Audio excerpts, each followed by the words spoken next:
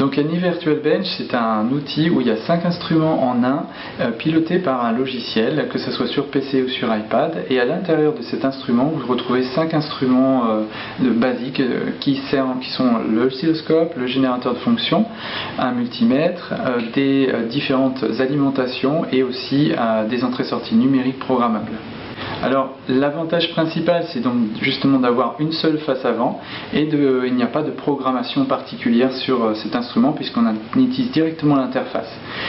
Aussi, l'intérêt principal, c'est d'avoir un encombrement très réduit par rapport à avoir les 5 instruments séparés sur une table, puisque tout est à l'intérieur d'une seule boîte. Et puis aussi, le coût est très réduit par rapport aux 5 instruments que l'on aurait sur une table de manière séparée. Sinon, ça s'adresse aussi bien aux laboratoires de R&D, aux industries qui font de l'électronique, qui permettent dans la maintenance ou la R&D de faire des essais ou des tests. Et voilà, donc ça permet d'avoir aussi donc, ce coût de 1 690 € pour l'ensemble de tous ces instruments, ce qui semble très intéressant. L'interface est soit sur un iPad, soit sur un PC en USB. Et l'iPad est piloté directement en Wi-Fi. Donc ici, ce qu'on a, c'est la face avant de l'oscilloscope.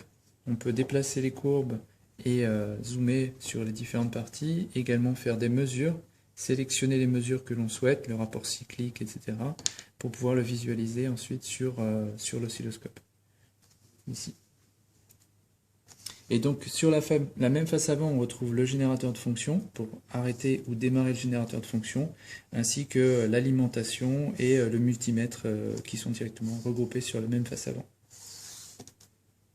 On peut changer ici, en l'occurrence, pareil, on va mettre à 20 kHz, on change la fréquence du générateur et on a directement ici la mesure des 20 kHz sur l'oscilloscope. C'est la même interface pour les deux applications.